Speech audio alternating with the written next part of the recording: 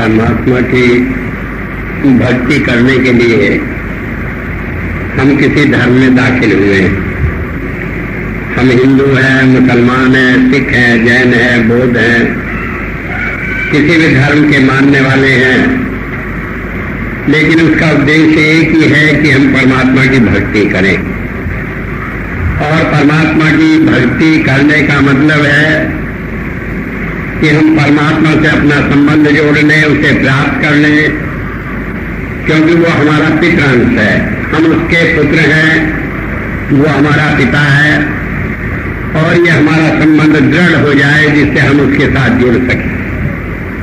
लेकिन हम देखते हैं कि इन सारे धर्मों में रहकर और सारे आदमी ये दावा करते हुए कि हम एक परमात्मा से प्यार करते हैं, हमारा आपस में भाई बहन का या प्यार का रिश्ता नहीं बना।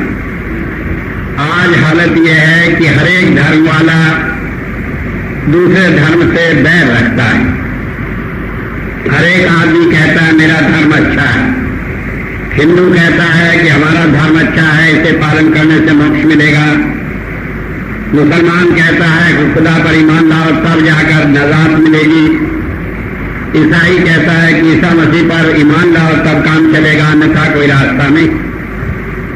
इतनी बात नहीं, इन धर्मों के अंदर भी बहुत सारी गड़बड़ मची हुई। ईसाई धर्म जिसे हम एक कहते हैं, आज उसके अलग अलग शाखाएं बनी पड़ी और यूएनओ में करीब 3000 धर्म ईसाई धर्म की शाखाओं के रूप में अलग अलग अब तक रजिस्टर्ड हो चुके हैं। कुल 5000 से अधिक धर्म वहां पर रजिस्टर्ड हो चुके हैं। इस तरह हम देखते हैं कि एक ईसा मसीह को मानने वाले, उनमें भी 3000 फिरके और दूसरे धर्मों में इसी तरह अलग अलग शाखाएं।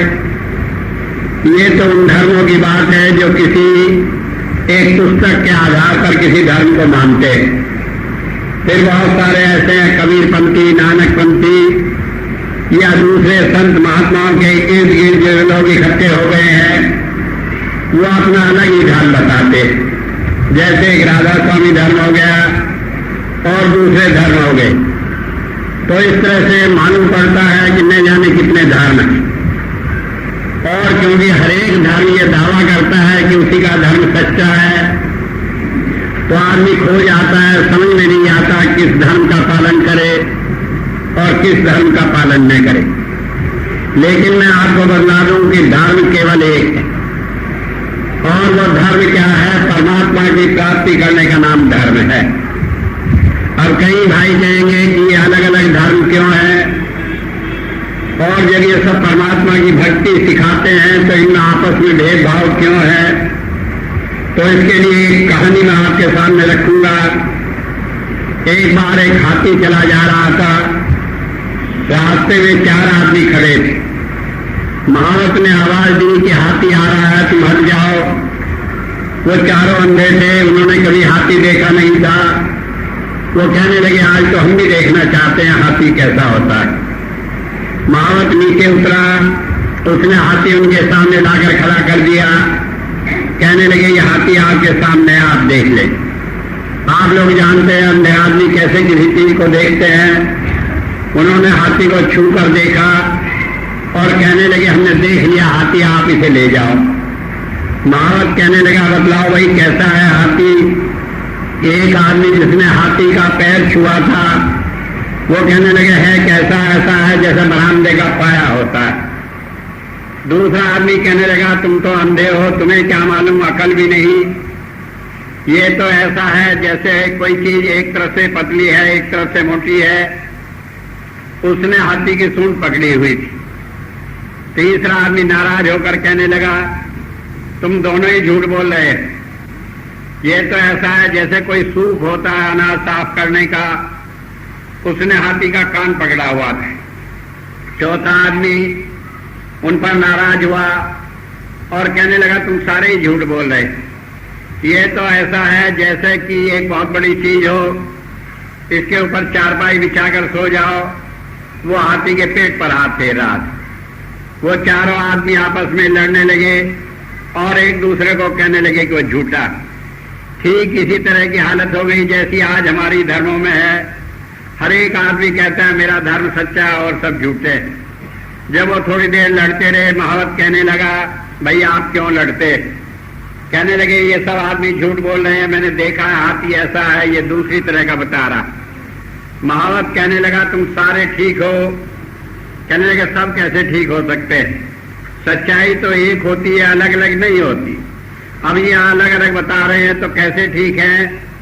महावत कहने लगा भाई तुमने हाथी नहीं देखा, हाथी के अंग देखे। जब हाथी देख लोगे तो ये सारे भेदभाव मिट जाएंगे।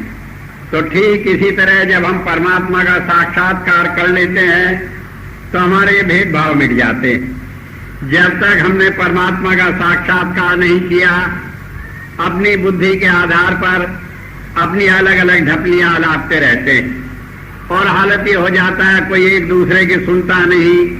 धर्म के नाम पर जिहाद होते हैं, धर्म के नाम पर युद्ध होते हैं। और मैं आपको ये बतला दूं कि आज तक धर्म के नाम पर जितना खून बहा उतना दुनिया में किसी दूसरे नाम पर नहीं बहा। कारण क्या है कि लोगों ने धर्म को समझा नहीं, लोगों ने धर्म के तत्व को जाना नहीं, परमात्मा को पाया नहीं। अपनी मन बुद्धि के आधार पर अपने अपने धर्म की व्याख्या की बैठ गए और उसी से दूसरे लोगों से बैरभाव कर बैठे। हमें धर्म की समझ कब आती है? जब हम परमात्मा का साक्षात्कार कर लेते हैं। जब तक हमने परमात्मा का साक्षात्कार नहीं किया, चाहे हम धर्म पुस्तकें पढ़ते रहे, चाहे धर्म स्थानों में जाते रहे, तब तक कोई धर्म नहीं। ये तो धर्म की तैयारी है। इसीलिए कहा कि धर्म न धर्म पुस्तकों में है न धर्म स्थानों में। धर्म पुस्तकें हमें बतलाती हैं कैसे परमात्मा की भक्ति करें। धर्म स्थान इसलिए बनाए गए हैं कि वहां बैठकर हम परमात्मा की प्राप्ति करें। लेकिन ये सब काम करते हुए भी अगर हमने परमात्मा की प्राप्ति नहीं की तो हमने धर्म की शुरुआत भी नहीं की।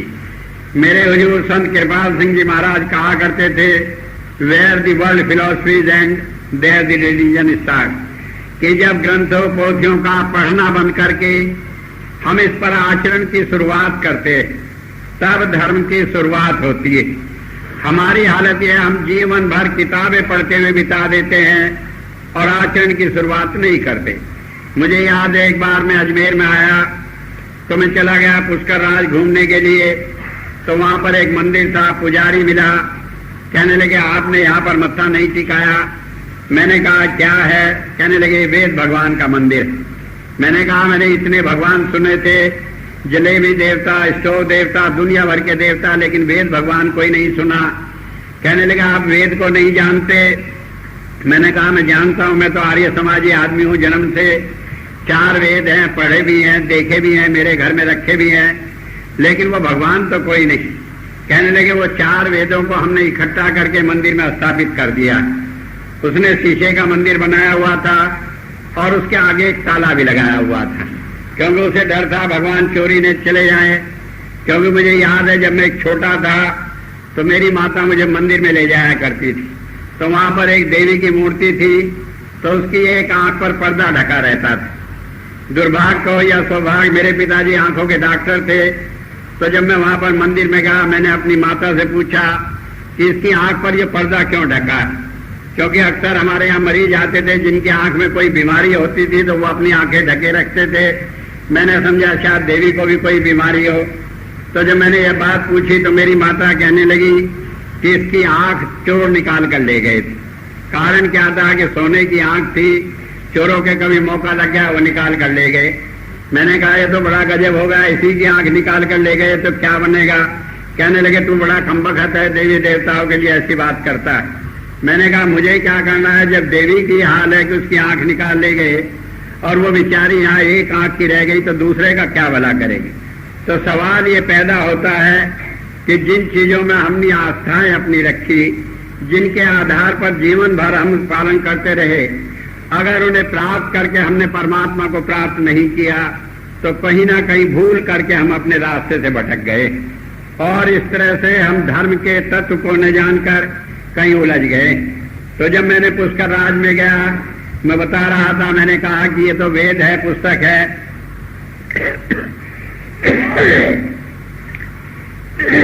कहने लगे उसी को हमने यहाँ पर मंदिर में स्थापित कर दिया है। मैंने कहा कमबख्त ये किताब थी, लोग इसे पढ़ लिया करते थे, और तुमने ताला लगा दिया, अब ये पढ़ने के मतलब की भी नहीं रही। तो हालत यह है, हम जीवन भर किताबों को मत्था टेकते रहते हैं, उनकी आरती उतारते, उनका अखंड पाठ करते, लेकिन उनके अंदर जो लिखा हुआ है उसके ऊपर आचरण करने के लिए तैयार नहीं। समझ नहीं आता कि कैसे हम इस तरह परमात्मा की प्राप्ति करेंगे। मेरे हुजूर अक्सर कहा करते थे कि मान लीजिए एक स्कूल हो, वहां पर बिल्डिंग भी बड़ी अच्छी बनाई हुई हो, वहां पर टीचर्स भी बड़े क्वालिफाइड रखे हुए हों, खेल का मैदान और ड्रेस भी बच्चों की लगाई हुई हो, लेकिन उस स्कूल में कोई बच्चा पास न होता हो तो कौन उस स्कूल की तारीफ करेगा। यही हालत हमारी है। हम इन धर्म समाजों में हैं, धर्म के स्थान भी बड़े सुंदर बना लिए, बड़े विद्वान भी वहां लोग लगे हुए हैं, लेकिन दुर्भाग्य है कि हम परमात्मा का साक्षात्कार नहीं किए, उसकी प्राप्ति नहीं किए, तो इन धर्म स्थानों का और धर्म में रहने का क्या फायदा है। सवाल ये पैदा होता है कि कैसे हम परमात्मा की प्राप्ति करें, क्या प्राप्ति करना संभव भी है, क्या हम उसकी प्राप्ति कर सकते हैं, और उसकी प्राप्ति करने से हमें क्या लाभ होगा। हमारे सामने अनेक महापुरुषों के उदाहरण हैं जिन्होंने परमात्मा की प्राप्ति की, और जब उन्होंने प्राप्ति की तो उन्होंने अपने अनुभव बयान किए कि उन्होंने परमात्मा की प्राप्ति की। और सबसे बड़ा प्रमाण हमारे सामने है वेद। हमारे सामने वेद है जिसमें ऋषि मुनियों ने परमात्मा का साक्षात्कार किया और करने के बाद अपने अनुभव बयान किए। वैसे दुनिया के जितने भी धर्म ग्रंथ हैं, चाहे वो कुरान शरीफ हो, चाहे बाइबल हो या दूसरे धर्म ग्रंथ हो, अगर हम उन्हें ध्यान से पढ़ें तो हमारी ये समझ में आता है कि उन महापुरुषों के अनुभव हैं जिन्होंने परमात्मा की प्राप्ति की। लेकिन मुश्किल यह है कि अब अगर हम उनके अनुभव पढ़ते रहें जीवन भर और उन्हें पढ़ पढ़ कर दोहराते रहें तो उससे हमारी समझ में कोई बात आती नहीं। और सबसे बड़ा दुर्भाग्य यह होता है कि इन धर्म पुस्तकों को पढ़ते पढ़ते हम उनके असली भाव को भूल जाते हैं, और हालत ये हो जाती है कि अनाप शनाप उनके अर्थ करते रहते हैं जिनका कोई ठिकाना ही नहीं। मुझे याद है 1985 में हमने जर्मनी में एक सर्वधर्म सम्मेलन किया, अनेक धर्मों के विद्वान वहां पर आए। तो वहां पर हमने आर्य समाज के विद्वान लाला राम गोपाल जी साल वाले, उन्हें भी बुलाया। हमने घोषणा की कि वो आर्य वेदों के बड़े विद्वान हैं। तब उनसे कहा कि आप वेदों के ऊपर कुछ बोलिए। वो वहां पर सारी गैदरिंग को देखकर कहने लगे, स्वामी जी मैं तो वेदों के ऊपर कुछ बोलूंगा नहीं। मैंने कहा क्यों? कहने लगे पादरी हैं, ये मेरी टांग ले लेंगे, मेरे को कोई जवाब देते नहीं बनेगा। मैंने कहा आपने मेरी पोजीशन बड़ी खराब कर दी, मैंने आपकी घोषणा की हुई है, आप कुछ कहने को तैयार नहीं। कहने लगे आप कुछ कहें, मैं तो नहीं कहूंगा। मैंने कहा अच्छा 1 मिनट कुछ भी आप बोल दें। तो वो खड़े हुए और कहने लगे मैं यहाँ आया, आप लोगों के दर्शन किए, धन्यवाद, और वो बैठ गए। तो मैंने कहा अच्छा। उसके बाद मैंने कहा कि ये हिंदी के विद्वान है और आपका समय बर्बाद जाएगा, इसलिए इनकी बात मैं कहता हूँ। तो मैंने फिर उनकी बात को कहते हुए वेदों के आधार पर बात समझाई, और मैंने कहा कि जो सत्य ज्ञान है वो वेदों में, और जो उसके अनुसार है किसी भी धर्म पुस्तकों में वही सत्य है, उसके अलावा जो है वो सत्य नहीं। जब मैंने ये बात कही तो कई पादरी मेरे सिर हो गए। मैंने कहा आप नाराज क्यों होते? कोई ऐसी चीज बाइबल में बता दीजिए जो हो, मैं उसका प्रमाण देता हूं कि वो वेदों में। वेद क्योंकि पहले से है तो इसलिए वो बात उसमें है, और कोई बात आप ऐसी बता दिए जो वेद से भिन्न हो तो वो बात सही नहीं हो सकती। कारण क्या है कि कई बार इन धर्म पुस्तकों का हमने अनुवाद करके ऊट पटांग बातें कर दी। जब ये बात मैंने कही, कई सवाल मेरे से किए, मैंने उनकी तसल्ली की, तो उसके बाद फिर हमने विचार किया कि इन सारों धर्मों की आपस में समझ पैदा करने के लिए एक मंच बनाया जाए, जहां पर सब धर्मों के आचार्य मिलकर जो उनके धर्म के अंदर कॉमन एसेंस है, जो उनके यहाँ एक भाव है, उस सबको उजागर किया जाए। तो जब मैं उस काम को लगा तो मेरे जिम्मे आया कि मैं वेद के ऊपर कुछ बात, कि बच्चा घोड़े क्या होता है कि घोड़ी क्या होता है, और आप कहते हैं कि ईश्वर का ज्ञान है। तो इस तरह से जब ये बातें सुनी और इस तरह की अनेक बातें सुनी, कई बातें आपने भी सुनी होगी, मैं सुना दूं। हम कहते हैं कि भगवान ने अवतार लिया, 10 अवतार लिया, 10 रूपों में अवतार लिया। उनमें से अगर जो आप गिनने लगे तो मालूम पड़ेगा एक सुअर का अवतार है, बड़ा अवतार। आपने सबने सुना होगा एक मछली का अवतार है, एक कुर्म का अवतार है, कच्छप का अवतार उसे कहते हैं, एक नरसिंह का है, आधा आदमी है आधा उसमें शेर है, और एक है वामन का अवतार, बोना अवतार। तो औरों की बात छोड़ दो, अब आप देख लिए मछली ऐसा होती है जीवन भर उसे धोए उसकी बदबू नहीं जाती। अब कहते हैं भगवान मछली के रूप में पैदा हुआ। सुअर है उसे देखकर घिन्नाते हैं लोग, सबसे गंदी चीजें वो खाता है, कहने भगवान उसके रूप में पैदा हुआ। अब आप देखिए भगवान को कोई दूसरी योनि मिली ही नहीं थी कि उन सारी योनियों में पैदा हुआ। लेकिन ये हमारी बुद्धि का भ्रम है, कारण यह हमने समझा नहीं।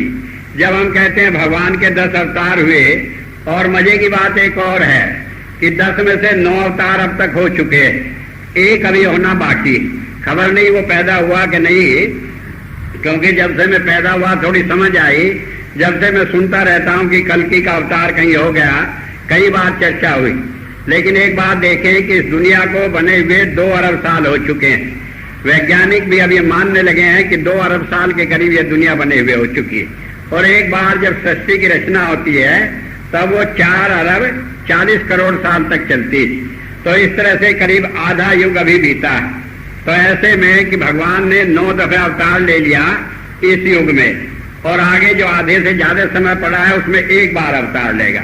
जबकि हम कहते हैं कि पिछले दिनों सतयुग भी गया, त्रेता भी गया, द्वापर भी गया, अच्छे अच्छे युगों में तो 9 बार अवतार लिया।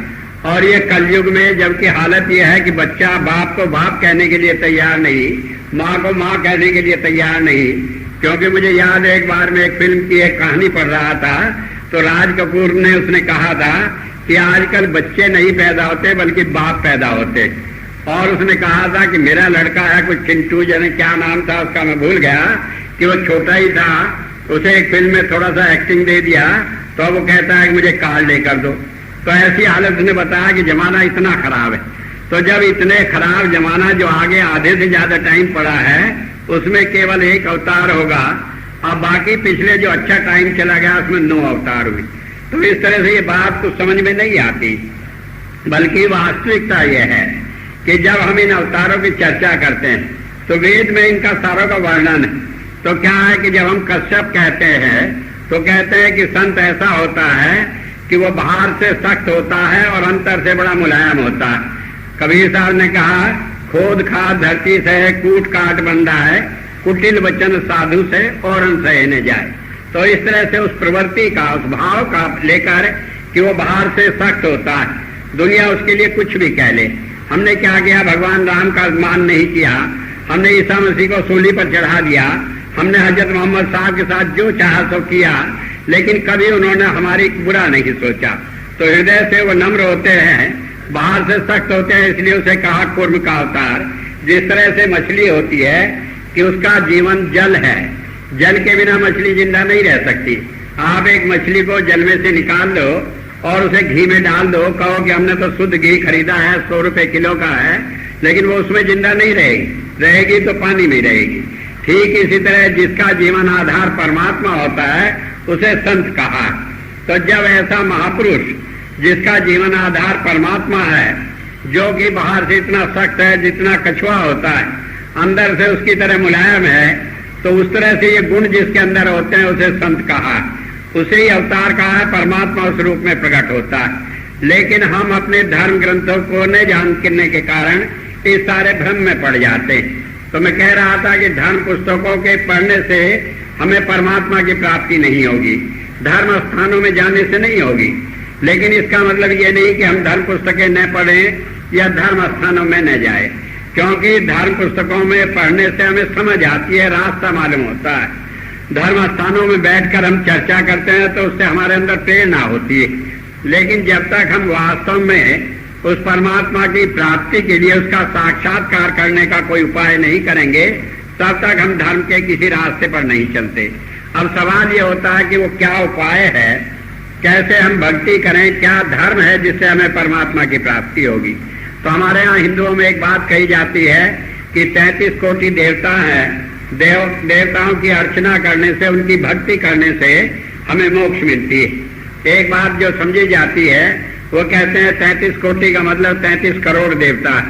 एक बार मैं लंदन में था तो वहां पर एक धर्म का सम्मेलन हो रहा था। तो वहां पर एंग्लिकन चर्च के आर्च बिशप डॉक्टर रॉबर्ट रॉन्सी अपने लेक्चर में कहने लगे कि ये हिंदू भी बड़े पागल है। ये मैं हिंदुस्तान गया था तो वहां पर मैंने सुना कि इनके 33 करोड़ देवता होते हैं। हमारा एक ईसा मसीह है, जब हमें कोई कठिनाई होती है हम उसे पुकारते हैं, वो हमारी मदद को आता है। जब ये हिंदू पुकारते होंगे इनके 33 करोड़ देवता हैं, अगर बाई चांस उन्होंने मान भी ली बात और वो सब आ गई मदद को, तो इतनी भीड़ होगी कि वो आपस में ही कुचल कर मर जाएंगे। और इस तरह से उसने हिंदू धर्म का उपहास करते हुए अपनी बात को दोहराया। उसके बाद मैंने सवाल किया, मैंने कहा आपको किसने कहा कि हिंदुओं के 33 करोड़ देवता हैं? कहने लगे मैंने वहां पर सुना। मैंने कहा सुनने से कोई धर्म नहीं हो जाता, धर्म की विवेचना धर्म पुस्तकों के आधार पर की जाती। मैंने कहा वेद में चर्चा है कि 33 कोटि है देवताओं की, लेकिन कोटि का मतलब जहाँ करोड़ है तो कोटि का मतलब श्रेणी भी होता है। जैसे कहा उच्च कोटि का विद्वान, तो इसका मतलब उच्च श्रेणी का विद्वान।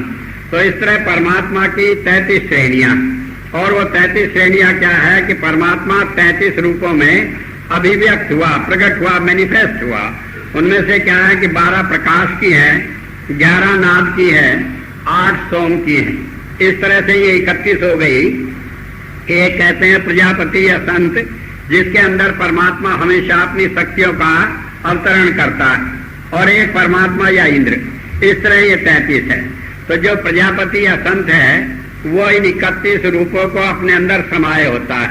जैसे हमने कहा भगवान कृष्ण, भगवान राम, महावीर स्वामी, भगवान बुद्ध, ये सब ऐसे महापुरुष हुए जिन्होंने उन 31 धाराओं को, परमात्मा के उन रूपों को अपने अंदर समाया हुआ था। तो ऐसे महापुरुष जब भी संसार में आए वो परमात्मा का रूप थे, परमात्मा का अवतार थे। इसे बाइबल में कहा है वर्ड मेड फ्लैश। वर्ड कहते हैं सोम धारा को, जो 31 रूप परमात्मा के हैं, 12 प्रकाश के, 11 नाद के, 8 सोम के, इन सब को मिलाकर सोम धारा या वर्ड कहा है। तो इसलिए कहा कि वर्ड मेड फ्लैश, कि वो सोम धारा जब शरीर में किसी में काम करती है तब उसे हम संत या महात्मा कहते हैं। तो संत की परिभाषा क्या है कि वो हमारा जैसा मनुष्य है, वो इसी तरह शरीर रखता है, खाता है, पीता है, सारे काम करता है, लेकिन उसके अंदर परमात्मा की वो धारा प्रवाहित होती है जिसके द्वारा वो परमात्मा के ज्ञान को, परमात्मा के आदेश को, उसके उपदेश को हम तक पहुंचाता है। इसके लिए गुरु नानक देव जी महाराज ने कहा, नानक दास बुलाया बोले, कि मैं नहीं बोलता बल्कि मेरे अंदर बैठकर परमात्मा बोल रहा है। कबीर साहब ने इसे अपने ढंग में कहा, कबीरा कुत्ता राम का मुतिया मेरा नाम, गल में रस्सी नाम की जित खींचे तित जाओ, कि मैं राम के दरबार का कुत्ता हूँ। जैसे कुत्ते को रस्सी से बांधकर कोई मालिक उसे इशारा करता है, वो चलता है, ठीक इसी तरह उस नाम के द्वारा मैं परमात्मा से जुड़ा हुआ। एक बात समझ लेने की है, नाम की चर्चा बड़ी कही है, लेकिन नाम कोई अक्षर नहीं। गुरबानी में इसकी व्याख्या करते हुए कहा है कि नाम संत जना मिल भाई हो, सच्चा नाम संभाल, तोसा बांधो जीव का इत्ते उत्थे नाल, कि नाम जो है वो संतों के द्वारा प्राप्त होता है। और कहा संभाल, वो नाम को ये नहीं कि जप लें, बल्कि वो आ रहा परमात्मा से, हमें उसे संभालना है, उसे प्राप्त करना है। और कहा तोसा बांधो जीव का, कि वो हमारी आत्मा का भोजन है। इत्थे इस लोक में, उत्थे परलोक में, लोक और परलोक में हमारी आत्मा का वो नाम भोजन है। तो नाम कोई अक्षर नहीं। तो जब मैं कहता हूँ कि परमात्मा के नाम को जपने से परमात्मा की प्राप्ति नहीं होगी, तो मैं इसे ऐसे कह सकता हूँ कि कोई आदमी प्यासा हो, वो बैठा हुआ पानी पानी करता रहे तो उससे प्यास नहीं बुझेगी। कब बुझेगी? जब पानी लेकर पिएगा। ठीक इसी तरह हमारी आत्मा की प्यास उस परमात्मा के नाम जपने से नहीं, बल्कि परमात्मा को प्राप्त करने से बुझती, उसे आत्मसात अपने अंदर समा लेने से बुझती। ये अक्षर जो नाम के हमने रखे, ये कुछ हमने आज रखे, कुछ पहले रखे, और जमाने के साथ साथ लोग परमात्मा को किसी भी नाम से पुकारते हैं। जब पहले गुरु ग्रंथ साहब नहीं था तो उसमें जितने नाम परमात्मा का आए उन्हें पहले कोई नहीं जानता था। 1400 साल पहले जब कुरान शरीफ नहीं थी तो लोग परमात्मा को अल्लाह के नाम से नहीं जानते थे। जब उससे पहले बाइबल नहीं थी तो उसे लोग ईसा मसीह को एक नाम से परमात्मा को नहीं जानते थे। इससे पहले जब बौद्ध धर्म नहीं था, जब जैन धर्म नहीं था, तो भगवान को लोग महावीर स्वामी या भगवान बुद्ध के नाम से नहीं जानते। तो जैसे जैसे युग बीतता रहा, अपनी समझ से हमने उस परमात्मा के कई नाम रख लिए। वास्तव में परमात्मा तो अनाम है, उसका कोई नाम नहीं, ये नाम सारे हमने रखे। जब कहते हैं परमात्मा का नाम, तो उसके स्वरूप से मतलब है कि किस रूप में क्या परमात्मा का रूप है जिसके द्वारा हम उसे प्राप्त करेंगे। और जब हम कहते हैं परमात्मा का नाम, तो उसके गुण, कर्म, स्वभाव जो हम इन ज्योति, नाद और सोम के द्वारा प्राप्त होते हैं, उसे जानना, उसका अनुभव करना ही परमात्मा के नाम को लेना है। सवाल यह है कि इन सारी चीजों को हम कैसे प्राप्त करेंगे। क्या वो प्रकाश है, कैसे हम उसे देखेंगे। क्या वो नाद है, कैसे वो हमें मिलेगा। क्या वो सोम है, कैसे हम उसका पान करेंगे। जहाँ तक सोम की बात है, इसकी बड़ी चर्चा आती है, लेकिन आज तक सोम का रहस्य कोई नहीं जानता। बड़े बड़े विद्वान जीवन भर इसकी अनुसंधान करते रहे, लेकिन उन्हें समझ नहीं आई सोम क्या है। मुझे याद है एक बात, एक हुए हैं MP पंडित, वो हमारे पांडिचेरी आश्रम में धर्माचार्य हैं, अरविंद आश्रम में। तो उन्होंने एक किताब लिखी है, मिस्ट्रीज ऑफ सोमा। तो उसी में शुरू में वेद मंत्र को देते हुए एक वेद में मंत्र आया है, उसमें वर्णन आया कि सोम कोई जड़ी बूटी का रस नहीं, बल्कि ये अंतर में आनंद की अनुभूति है। जब इसे आदमी प्राप्त कर लेता है तो मोक्ष मिल जाती। इस बात का जिक्र करते हुए उन्होंने कहा कि सोम कोई जड़ी बूटी का रस नहीं, बल्कि ये कोई चीज है जो आर्य लोग जिसे अंतर में पाया करते थे। लेकिन उसके बाद जब चर्चा की तो वे विचलित हो गए और उन्हें वो भूल गया, और उन्होंने दधिया शिरा का मतलब लगाया कि सोम ऐसी कोई चीज है जो दही में मिलाकर खाई जाती है। गवा शिरा का मतलब लगाया कि वो कोई दूध में मिलाकर पीने की चीज है। और उन्होंने कहा कि आर्य लोग कोई ऐसा नशा किया करते थे जो उनका नेशनल ड्रिंक था, जो वो पिया करते थे, और उससे पीकर वो होश भूल जाते थे, मस्ती आ जाती थी। क्योंकि नाम में मस्ती का जिक्र किया गया है, सोम में आनंद की उस अनुभूति का जिक्र किया गया है जिसमें आदमी अपने आप को भूल जाता है। गुरु नानक देव जी महाराज ने कहा कि नाम खुमारी नान का चढ़ी रहे दिन रात। तो खुमारी तो उन्हें याद रही, लेकिन वो समझते हैं कि खुमारी तो केवल नशे से मिलती है, इसलिए कोई नशीला पदार्थ होगा। तो वास्तव में समझ लेने की बात यह है कि सोम कोई नशीला पदार्थ नहीं, बल्कि हमारे अंतर में आनंद की वो अनुभूति है जिसमें हम संसार को भूल जाते हैं। अब ये क्या चीजें कैसे प्राप्त होती है और कैसे हम इनका अनुभव कर सकते हैं, इसके लिए मैं आज आपके सामने ऋग्वेद का एक मंत्र ले रहा हूं। यह ऋग्वेद के पहले अध्याय का 10वें सूक्त का पहला मंत्र है। इस मंत्र का देवता इंद्र है। इंद्र कहते हैं संत को। वास्तव में वेद में इंद्र परमात्मा को कहा है, संत को भी इंद्र कहा है और आत्मा को भी इंद्र कहा है, क्योंकि हमारी आत्मा परमात्मा की अंश है और संत एक मनुष्य है, इसलिए इन तीनों में कोई भेद नहीं होता।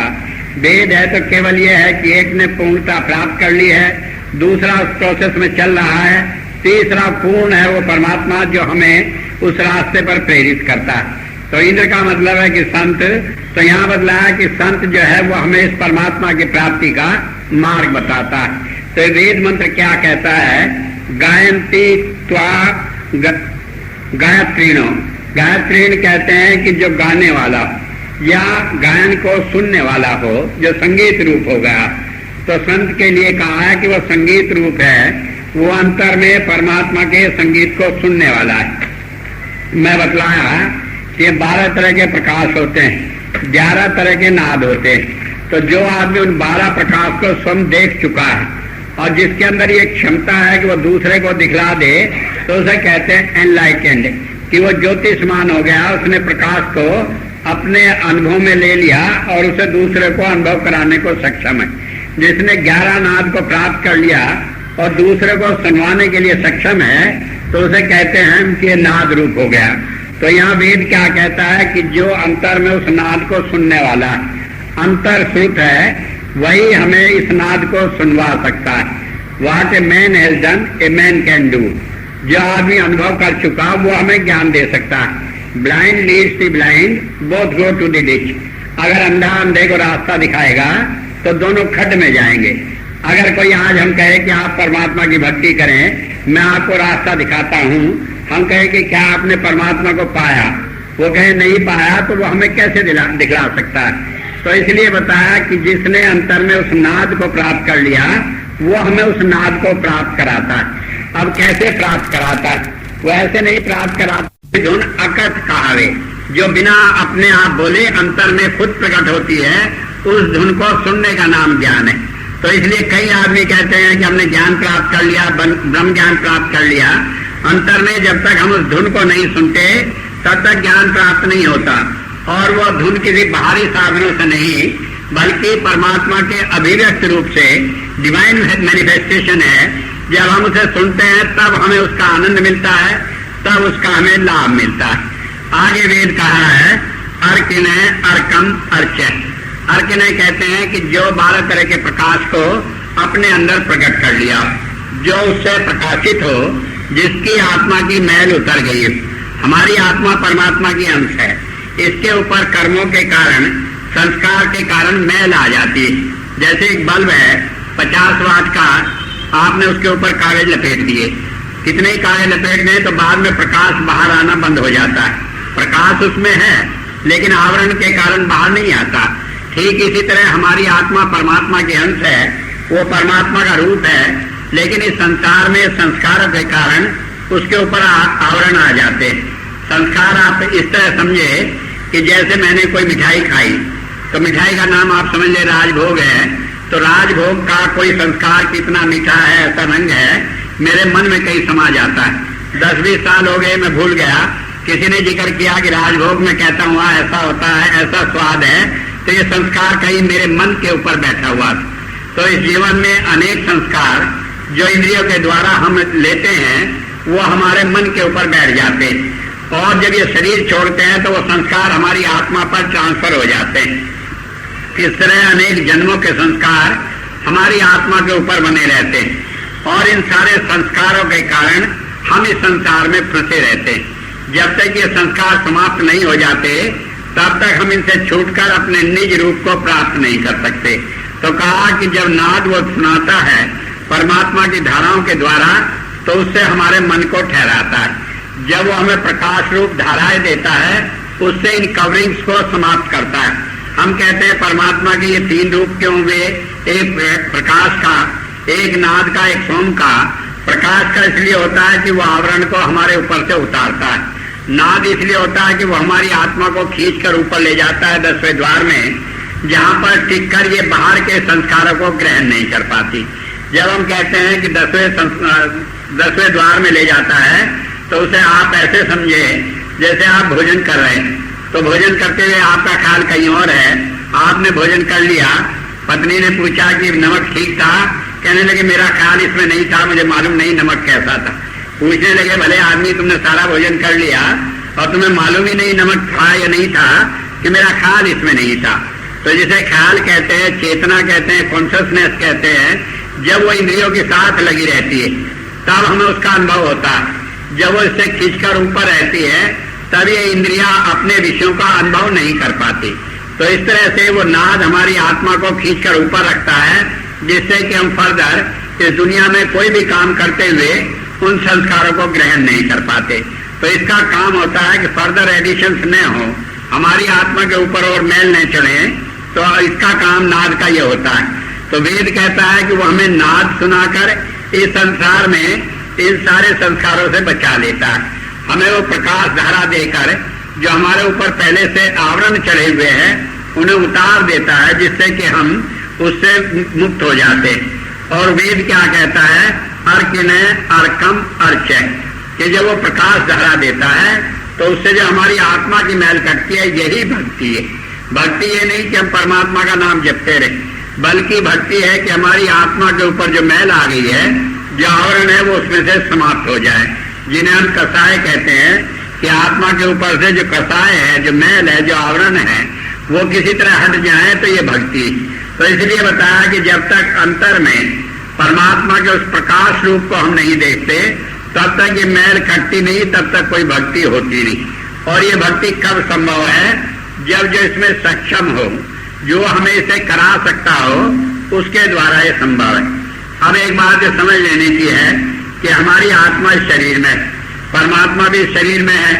अब उसके लिए बीच में दूसरे किसी के कराने की क्या बात, कई लोग कहेंगे कि संत महात्मा बेकार गुरु बनकर बीच में अपनी अहमियत जताते हैं और ये बीच में आ घुसकते हैं, इनकी तो कोई जरूरत ही नहीं, क्योंकि परमात्मा आत्मा दोनों ही शरीर में रह रहे हैं, तो बीच में किसी एजेंट की क्या जरूरत है मिलन कराने की। लेकिन एक बात ये समझ ले कि हमारी आत्मा पिछले संस्कारों के कारण मन के साथ जुड़ी पड़ी और हालत ये हो जाती है कि लाख कोशिश करे ये मन रुकता नहीं।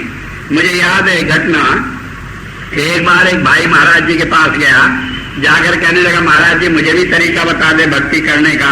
उन्होंने कहा बिठाया, उसे भजन का तरीका बताया, ध्यान की क्रिया बताई और कहने लगे 1 महीने बाद आना इसका अभ्यास करके। वो कहने लगे ये तो बड़ा आसान तरीका है, कुछ करना ही नहीं पड़ता, आंख बंद करके बैठ जाओ तो रोशनी आने लगती है, बड़ा आनंद आता है। कहने लगे हाँ 1 महीने में परफेक्ट होकर मैं आऊंगा। अब वो घर गया, जैसे ही भजन पर बैठा तो उसे याद आया कि उसने कुछ दिन पहले एक कुल्हाड़ी किसी को दी थी। अब वो कुल्हाड़ी जिसे दी थी उस आदमी को भूल गया, उसने लौटा ही नहीं और इसे याद नहीं रही किसे दी थी। तो जब भजन में बैठा तो याद आया कुल्हाड़ी किसी को दी थी। कहने लगा भजन तो फिर कर लेंगे, पहले कुल्हाड़ी ढूंढ लो। अब वो उठा भजन से, सोचता रहा, याद नहीं आई।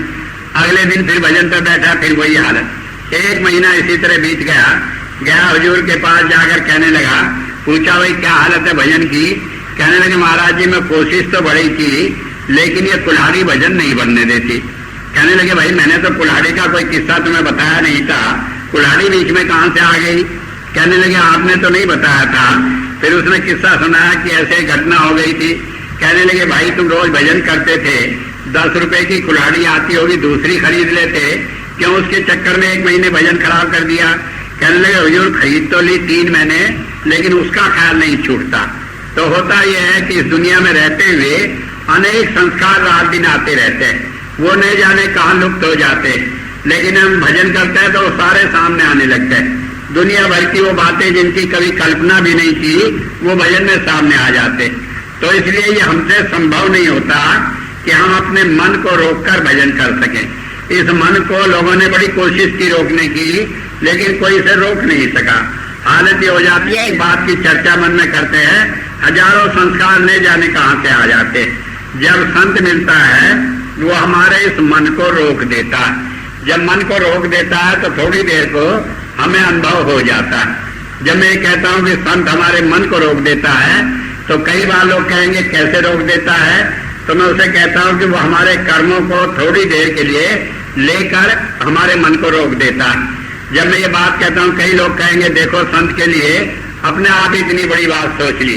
एक बार मैं अजमेर ही आ रहा था, रास्ते में ट्रेन में रात में सोया, मेरे साथ कुछ आदमी और थे, तो एक हाना जी थे, वो रात में किसी से बात करने लगे।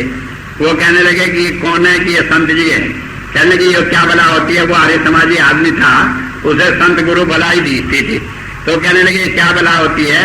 कहने लगे ये भक्ति सिखाते हैं। कहने कैसे सिखाते हैं कि ऐसे लोगों का कर्म लेकर उसे अंतर में अनुभव कराते हैं। जब ये बात कही तो वो आदमी बिगड़ पड़ा। कहने लगे ढोंगी आदमी कहीं कोई किसी का कर्म ले सकता है।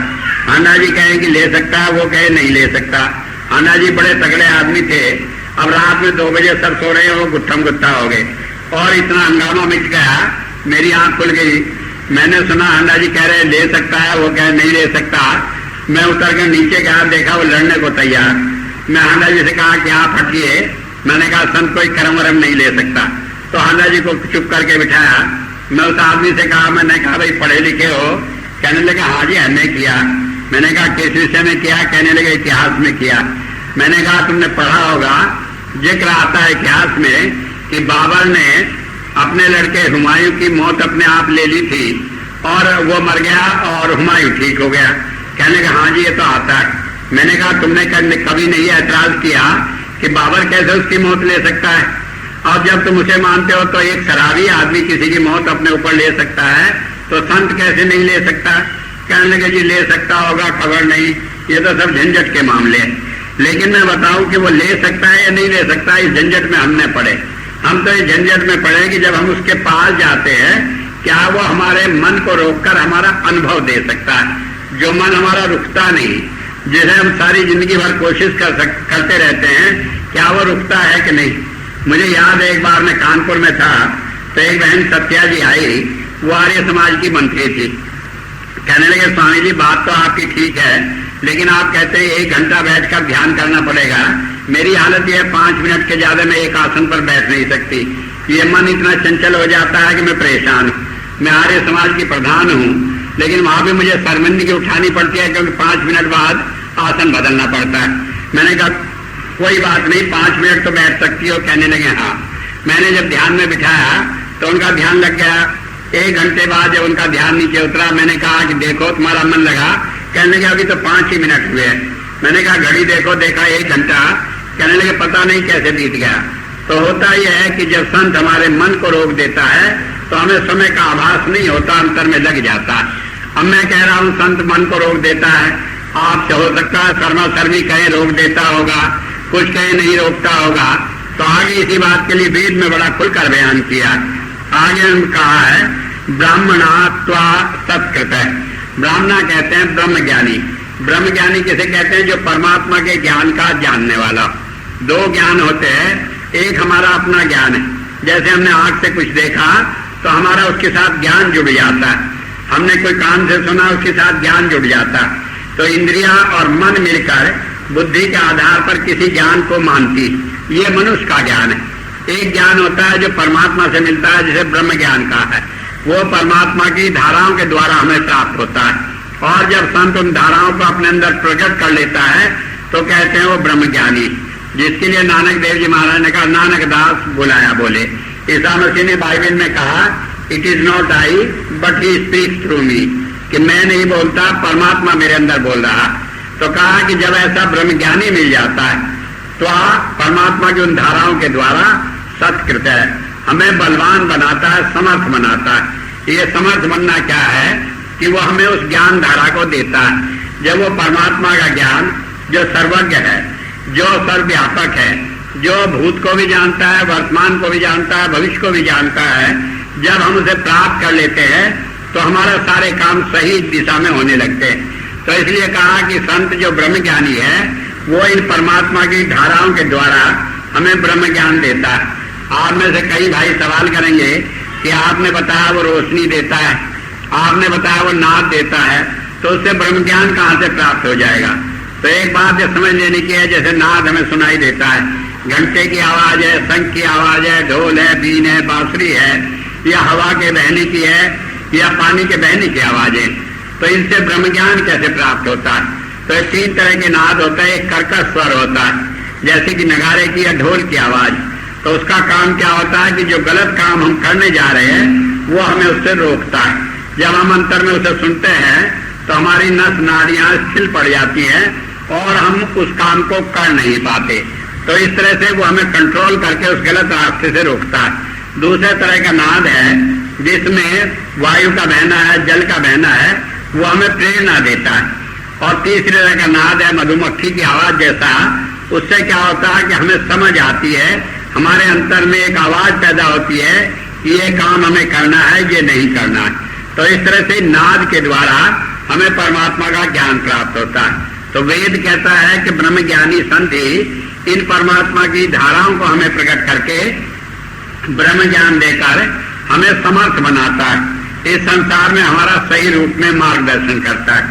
आगे वेद में कहा उत वंशम इव ये रे। तो संत के लिखा उत वही वंशम, वंश कहते हैं बांसुरी को, कि संत जो है बांसुरी के समान हमारे जीवन में शब्दायमान होता है। बांसुरी क्या काम करती है? हमने कई बार अपने घर में देखा होगा, एक तस्वीर टंगी रहती है, उसमें क्या दिखाया जाता है कि भगवान कृष्ण के हाथ में बांसुरी है और वो 1000 पनों वाले सांप को नाशम इव, कि जैसे बांसुरी का हमारे जीवन पर प्रभाव पड़ता है, अंतर में सुनकर मन रुकता है, ठीक इसी तरह संत के पास जाने से हमें वही प्रभाव होता है और हमारा मन रुक जाता है। जब वहां जाकर हमारा मन रुक जाता है तो फिर हम संसार के बहाव में न जाकर अंतर्मुख हो जाते हैं और हमें जाकर वहां अनुभव होता है परमात्मा की धाराओं का, तो उससे हमें लाभ मिलता है। धर्म पुस्तकों में वर्णन आया कि हम संत के पास जाएं, उपदेश न लें, कुछ न करें, तब भी वहां जाकर हमारा मन रुकता है और हमें अनुभव होता है। बाइबल में एक वर्णन आया है कि ईसा मसीह एक बार कुछ आदमियों के बीच में खड़े थे तो उन्हें अपने आप प्रकाश दिखाई देने लगा। उनमें से कई लोग ऐसे थे वो आश्चर्यचकित होकर कहने लगे कि ये पूर्ण महापुरुष है जिसके द्वारा हमारा अंतर प्रकाशित हो गया। तो एक बात ये समझ लेने की है कि संत उन सारी चीजों को रेडिएट करता है, और रेडिएट कैसे करता है कि जिससे लोग उस चीज को जानकर इन बाहरी झंझटों से छूटकर परमात्मा की भक्ति में लग सके। लेकिन सवाल है, अगर वो रेडिएट करता है तो वो हमें क्यों नहीं प्राप्त होती? हजारों आदमी संत के पास आते हैं, कई आदमी गालियां निकाल कर जाते हैं, कई आदमी मारने पीटने को तैयार हो जाते हैं, कई आदमी ने संतों को सूली पर चढ़ा दिया। तो हम कैसे कहें अगर वो रेडिएट होता तो उन्हें क्यों नहीं लाभ होता? तो एक बात ये समझ लेने की है कि जिस आत्मा पर मैल चढ़ी, जिसके पूर्व जन्म के कर्म ऐसे नहीं है कि वो संत को समझ सके, जो निर्मल नहीं है वो उसे देख नहीं सकता। गुरबानी में कर्म होए सतगुरु मिलाए, कि जब हमारा पुण्य कर्म होता है तभी हमें संत मिलता है। और तब क्या होता है, सेवा सूरज शब्द चितलाए, कि वो दया करके हमें हमारी आत्मा को परमात्मा के साथ जोड़ता है। रामचरितमानस में भी इसी बात का जिक्र किया है, अब मोह भाव रो सन्मंता, बिन हरि कृपा मिले नहीं संता। तो ये हरि की कृपा कब होती है? जब हमारे पूर्व जन्म के पुण्य कर्म का उदय होता है, तब हरि की कृपा होती है।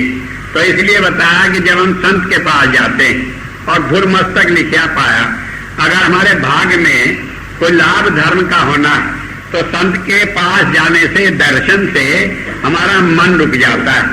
और ठीक जिस तरह अंतर में परमात्मा की अभिव्यक्त धारावंशी काम करती है, उसी तरह संत का भी प्रभाव हमारे जीवन पर पड़ता है, और इस तरह से वो हमारे जीवन में श्रद्धायमान होकर हमें अपनी ओर खींच लेता है, उससे हमारा जीवन पलट जाता है। मुझे एक घटना याद है कि एक बार एक भाई चमनलाल शर्मा थे, वो शराबी बहुत थे, और हालत ये थी वो बड़ी अच्छी नौकरी पर थे, लेकिन शाम को पीकर और जब नशे में धुत हो जाया करते थे तो अक्सर नालियों में पड़े रहा करते थे। मुझे मालूम नहीं, मेरा तो अपना अनुभव नहीं, लेकिन लोग कहते हैं कि शराबी आदमी अक्सर नालियों में पड़े रहते हैं, शायद इसलिए गर्मी लगती होगी या कोई। तो रात में लोग उनके दोस्त पकड़कर उनके घर छोड़ कर आया करते थे। एक बार उन्हें लोग ले गए सत्संग में, अब हुजूर के सत्संग में गए, जाकर वहां ध्यान से सत्संग सुना। उसके बाद जब सत्संग समाप्त हुआ तो हुजूर कहने लगे कि भाई मेरे पास आओ। कहने लगे हुजूर मैं तो इतना गंदा हूँ, आपके पास कैसे आ सकता हूँ? तो संत जी ऊपर से नीचे आ गए, कहने लगे भाई तुम नहीं आ सकते, मैं तो तुम्हारे पास आ सकता हूँ। और उनकी तरफ को देखा, वो कहने लगे कि नाम लोगे? तो उसने कहा मैं नाम लूंगा। कहने लगे फिर आना, क्योंकि वो जानते थे कि आदमी शराब पीता है। तो उसके बाद कहने लगे मैं वहां से लौट कर आया तो हालत ये हो गई कि महीनों तक मुझे ऐसा नशा रहा कि शराब को देखकर ही बदबू आती, और हालत ये हो गई सारा जीवन ही बदल गया। तो होता यह है कि रेडिएशन जब हम उसके लिए तैयार होते हैं तब वो हमें वो रेडिएशन मालूम पड़ती है और उसका लाभ मिलता है। लेकिन वेद कहता है कि शरीरधारी संत हमें वही लाभ देता है जो अंतर में परमात्मा की धाराएं देती है। इस तरह इस वेद मंत्र में बताया कि संत के द्वारा हम इन चीजों को प्राप्त करते हैं, और उसके प्राप्त करने से क्या होता है कि हम ज्योति और नाद और सोम की धाराओं को प्राप्त करके परमात्मा की भक्ति करते हैं। इन धाराओं को प्राप्त करना, इसके द्वारा अपनी मन के आवरण को और अपनी आत्मा के आवरण को मिटाना, यही भक्ति। जब हम इसे कर लेते हैं हमारे जीवन में परिवर्तन आ जाता है और हम अंतर में परमात्मा का दर्शन करते हैं। अब सवाल यह है परमात्मा का दर्शन क्या करते हैं, किस रूप में करते हैं? मैंने बताया परमात्मा की कोई शक्ल या रंग रूप नहीं होती, लेकिन फिर भी हम उसका दर्शन करते हैं। इसके लिए मैं आपको एक घटना सुनाता हूँ। एक बार इंदुमती कबीर साहब से कहने लगी कि सुना है आप परमात्मा का दर्शन करा देते हैं, मुझे भी करा दीजिए। वो कहने लगे हो जाएगा समय पर। कहने लगे नहीं आप करा दो, आप तो समर्थ। कबीर साहब ने बिठाया इंदुमती को, उसका ध्यान अंतर में लगा, रोशनी आई, नाद आया, उसके बाद कबीर साहब का दर्शन हुआ। उसके बाद कबीर साहब चले गए, फिर तेज प्रकाश हुआ और एक आवाज आई कि मैं ही परमात्मा हूं। जब वो ध्यान उतरा नीचे आई, कहने लगे जब आप ही परमात्मा थे आपने मुझे बता दिया होता। कहने लगे इंदुमती मैं बता तो देता, लेकिन तुम्हें विश्वास न आता जब तक अपना अनुभव नहीं हो। तो परमात्मा हमें किस रूप में दिखाई देता है? जिन महापुरुषों के रूप में वो प्रकट हुआ और जिनमें हमारी आस्था होती है। मान लीजिए हम किसी धर्म को मानने वाले हैं तो हम किसी महापुरुष हमारी शंका का निवारण करता है और उसके बाद उस प्रकाश रूप में फिर वो हमारा मार्गदर्शन करता रहता है, जिससे हम साधना के रास्ते में आगे बढ़ते हुए समर्पण की स्थिति तक पहुंच जाए, अपने आवरणों को मिटाकर पवित्र हो जाए और अपने जीवन को प्रभु में करके अंत में जाकर उसमें मिल जाए, हमें मोक्ष प्राप्त हो जाए। तो इस तरह से इस वेद मंत्र में बताया है कि हम इस तरह संत के द्वारा परमात्मा की धाराओं को प्राप्त करके भक्ति कर सकते हैं। अब ये धाराएं किस तरह में भक्ति कराती हैं, इनका क्या प्रकार होता है, ये मैं कल सुबह के प्रवचन में लूंगा। तो इस वक्त मैं अपनी बात को प्रभु आता है कि ब्रह्मरंध्र में बंसी की धुन जो है वो सुनाना और परमात्मा का दर्शन कराना ये संत के द्वारा ही संभव है। और कहा धुन सुने सबको सुनाए, प्रभु इसी में आता है कि वो संत जो है अपने आप भी धुन सुनता है और हमें भी सुनवाता है और इसी के द्वारा हमें परमात्मा का साक्षात्कार कराता है। अब ये आगे डिटेल में किस तरह यह साधना होती है, इसकी बाबत कल सुबह मैं फिर जिक्र करूंगा। कल सुबह का प्रवचन